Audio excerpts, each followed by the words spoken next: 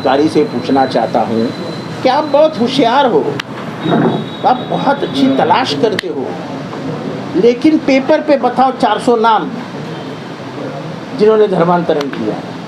ऐसे हवा में तीर मत छोड़ो माहौल खराब करने के लिए। मुमरा हिंदू मुसलमानों का इलाका है। ये तो हमारे मूर्ख दोस्त लोग हैं जो समझते हैं कलवा मुमरा यानी पूरा मुसलमानों का है। वहाँ 60% हिंदू है, 40% मुसलमान है। तो 60% मुसलमानों में क्या, हिंदुओं में क्या मूर्ख है 400 लोग जो इस्लाम स्वीकार कर लेंगे? एक खामोखा देश का, महाराष्ट्र का माहौल खराब करने की बात है। दिख रहा है कि महाराष्ट्र हाथ से जा रहा है। बीजेपी और शिंदे गुट मिलके 100 का आंकड़ा नहीं पार कर सकेंगे, 100 का आंकड़ा। और इसलिए एकलौता जो हथियार उनके हाथ में है वो जाति दंगे।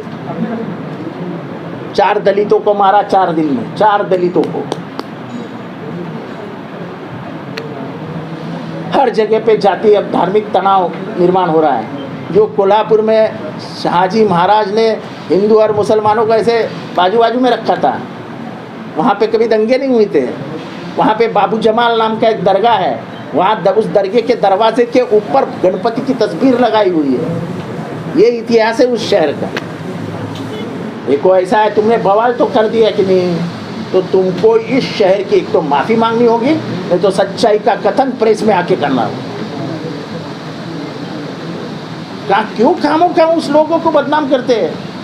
वो जब कॉलेज में जाते हैं, वो जब ट्रेन में घूमते हैं, लोगों का देखने का नज़रिया बदल जाता है। ये हिंदू मुसलमान का सवाल नहीं है, सवाल इस देश की एकता और अखंडता का है। तुम क्या बात कर रहे हो? देश तोड़ने की बात कर रहे हो तुम? यहाँ के सीपी को प्रेस कॉन्फ्रेंस लेनी पड़ेगी और सच्चाई बतानी पड़ेगी पूरे भारत को और महाराष्ट्र को कि सच्चाई क्या है मुमरा में। और मैं कोई आम आदमी करके नहीं बोल रहा हूँ, उस शहर का मैं विधायक हूँ। हर आदमी को मुझे जवाब देना पड़ेगा। अगर कोई आदमी उठ के खड़ा होता है और पूछता है कि साहब बताइए या कहाँ हुआ, क्या हुआ, मैं क्या जवाब दूंगा? मुझे इस बात का सवाल पूरे महाराष्ट्र को चाहिए कि क्या हुआ था। वो हमको कुछ लेना देना नहीं। तुमको गुजरात से कॉल आया था या जॉर्जिया से कॉल आया था, हमको क्या करना है? आपके एक वरिष्ठ अधिकारी ने कह दिया कि 400 धर्मांतरण हुई है। बताइए सच्चाई क्या है? हम तो सच्चाई की मांग कर रहे हैं। अगर 400 धर्मांतरण हुए हैं तो मैं मान लूँगा कि मैं मुमरा के मैं कुछ काम नहीं किया, मैं लोगों को बदल नहीं सका। अगर 400 लोग हैं तो मैं कहता हूँ मैं ज़िंदगी में राजनीति नहीं करूँगा। मैं ज़िंदगी में राजनीति नहीं करूँगा।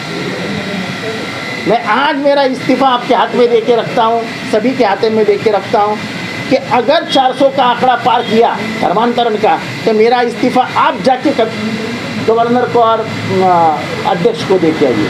मैं पवार साहब के हाथ में भी नहीं दूंगा, मैं आपके हाथ में दे दूँगा। इतना बड़ा बयान करके तुम महाराष्ट्र और किसी शहर को बदनाम नहीं कर सकते। आज वहाँ पे 5 लाख स्क्वायर फीट का काम चालू है।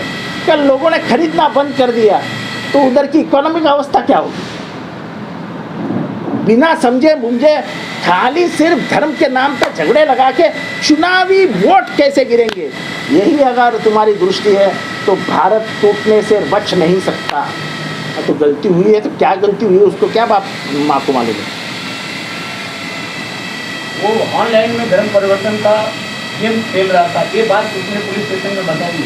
तो कितने हुए उन्होंने आंकड़े नहीं बताए। तो आंकड़े आने चाहिए ना। 400 हुए क्या? कहीं ना कहीं ये मामला तो सामने आ रहा है। हाँ तो आने दो ना, 400 हुए कि नहीं वो तो देखो।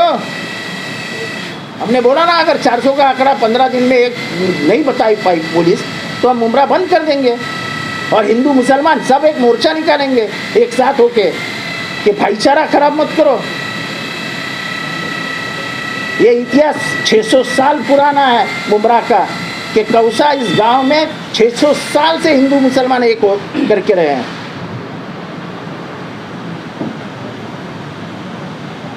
यहाँ की मुमरा देवी का जो मंदिर है वो हजारों साल पुराना है, पौराणिक मंदिर है। कौसा की जो मस्जिद है उसका इतिहास 600 साल पुराना है।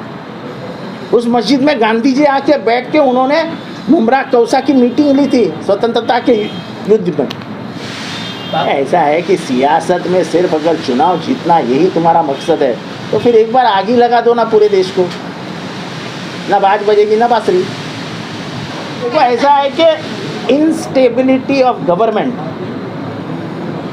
और गवर्नमेंट और पुलिस का राजनीतिकरण और राजनीति में उनका इस्तेमाल, इसके वजह से पुलिस नाकाम हो रही है। पुलिस को टारगेट दिया गया है कि तुम जितेंद्र आव्हाड के पीछे लोगो, उसकी प्रॉपर्टी किधर है, वो प्रॉपर्टी में क्या है, क्या हुआ है, उसके बाप ने कहा ली है। 4-4 पुलिस ऑफिसर्स मीटिंग करते हैं, वरिष्ठ पुलिस ऑफिसर मीटिंग करते हैं। अरे भाई हमने कोई चोरी नहीं की है,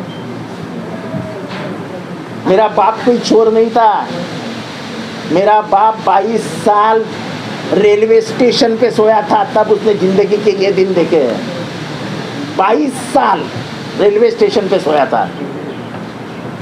अब उसके प्रॉपर्टी जांच करोगे आप? अच्छा है 32 साल के बाद उनको दीवा की तो याद आई। 32 साल के बाद उनको दीवा की तो याद आई। अरे इतना ही काम अच्छा करते तो वागले स्टेट सुधार देते ना। जाओ ना वागले स्टेट में अंदर,